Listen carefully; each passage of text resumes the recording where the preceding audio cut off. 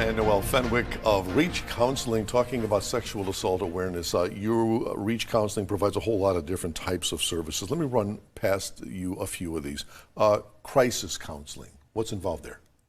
Yeah, so we are a licensed medical clinic, so all of our therapists are highly trained to deal with people that have survived trauma.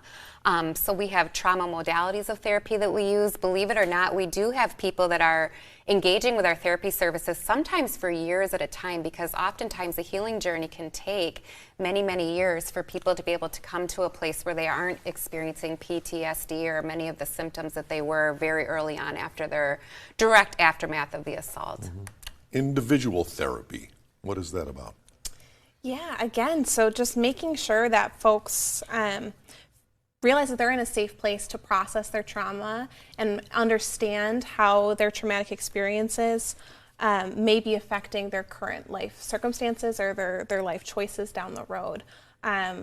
We know we survey our clients on adverse childhood experiences, or ACEs, and these can be really indicative of drug abuse problems, other mental health problems later in life. And so we work with folks on how to better understand those experiences and to move on from there and make some healthier life choices. And then you have child and adolescent therapy. What's involved there? We do. So we actually, and I think this is surprising sometimes when people first learn it, but we will work with children as young as 4 years old and then older. So we do serve survivors starting at a very, very young age. And you also get in on the legal aspect of this too. Where do you come in on that? Yeah, so we know that the criminal justice system isn't always as welcoming to survivors or is always a good experience for survivors in the aftermath of an assault. Having to tell your story over and over again, knowing that conviction rates are generally low for perpetrators of sexual violence.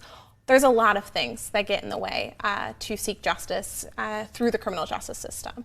However, if folks are really wanting that form of justice, our advocates will be there from the initial report all the way to the final sentencing hearing. And their job is to help survivors understand those legal processes. We know those situations can be very intimidating, and so you may zone out or just completely dissociate during the actual hearing. But our advocate is going to make sure they're getting all the notes down, they understand what's going on, and they can relay it to the survivor once they've reached a more calm state, for example. Just trying to mitigate any kind of harm that can come to them from reporting. And as you mentioned earlier, you take them through, from the very beginning, through the medical journey of this whole thing, right? Yes. Yes, so day or night, either a paid advocate or our volunteer advocates will show up to the hospital, provide them with resources, making sure that they understand that they have full autonomy throughout the whole exam, making sure that they know that there's someone there in their corner. Because unfortunately, more than you think, folks are showing up alone because they're not ready to disclose to friends or family to be that support system. What about prevention? Any programs available? Prevention education? Yes, we have a very robust prevention education program. So this school year, we've served over 71 schools in Winnebago County. We start in pre-K 3, and we offer a curriculum that scaffolds all the way up until their senior year of high school. Next year, we'll be expanding those programs into schools that are also in Outagamie and Calumet counties as well. Something else that you're involved in here. What about sex offender treatment?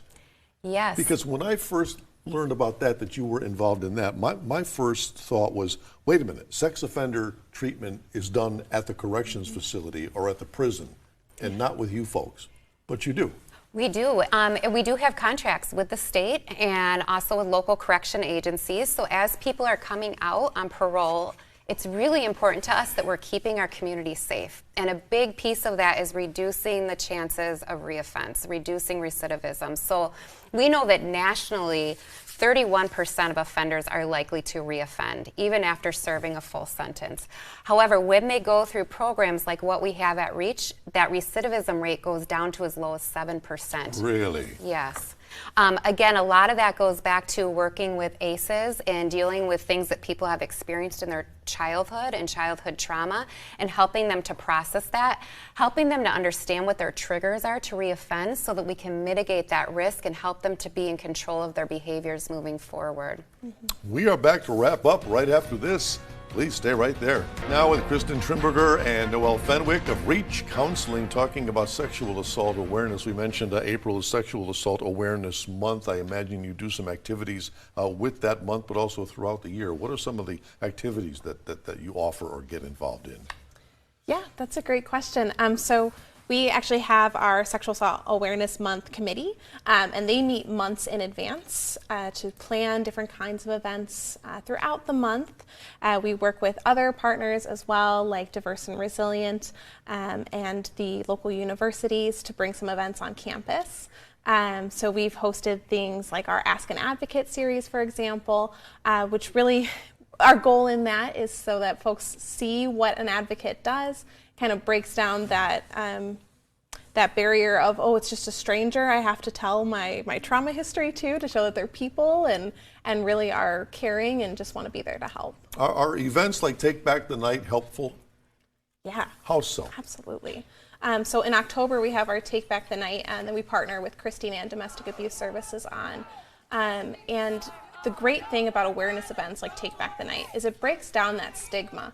You see around you a bunch of community members who all came out for the same purpose, and that's ending violence in our communities. And so the number one thing that all survivors report is that they feel alone, and they feel really isolated in what they've experienced, like they're the only one.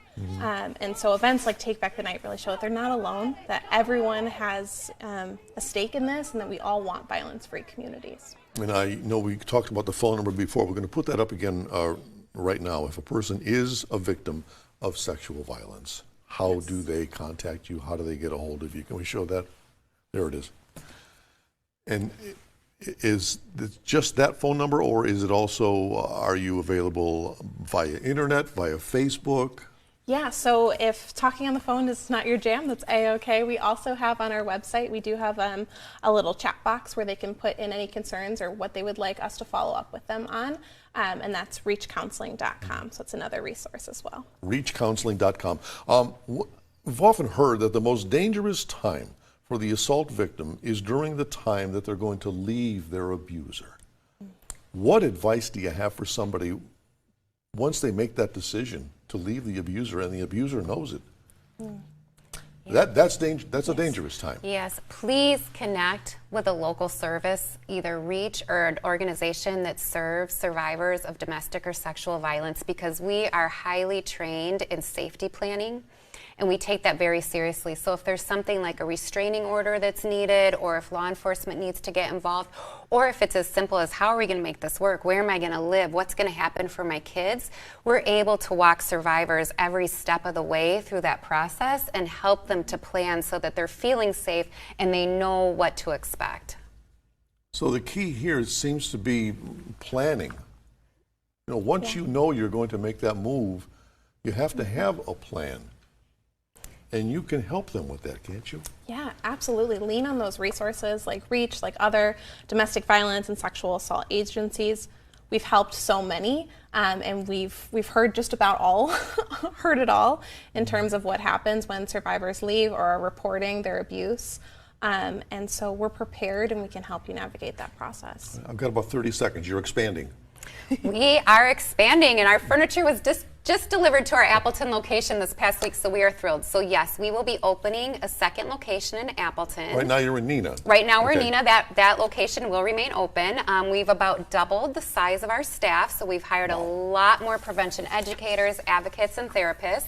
They will all be joining us in our Appleton office starting in May. Same phone number, same website. You can access our services just the same. It will just help us to be able to serve more people in Outagamie and Calumet counties. Congratulations. All the best with that. Thank you you so much for being with us you. this morning. And if you have a newsmaker in your town who you think we should have on this program, let us know about it. Send us an email to tips@wearegreenbay.com, or you can message us on Facebook. And be sure to join us once again Sunday morning at 7:30. Until then, have a great day.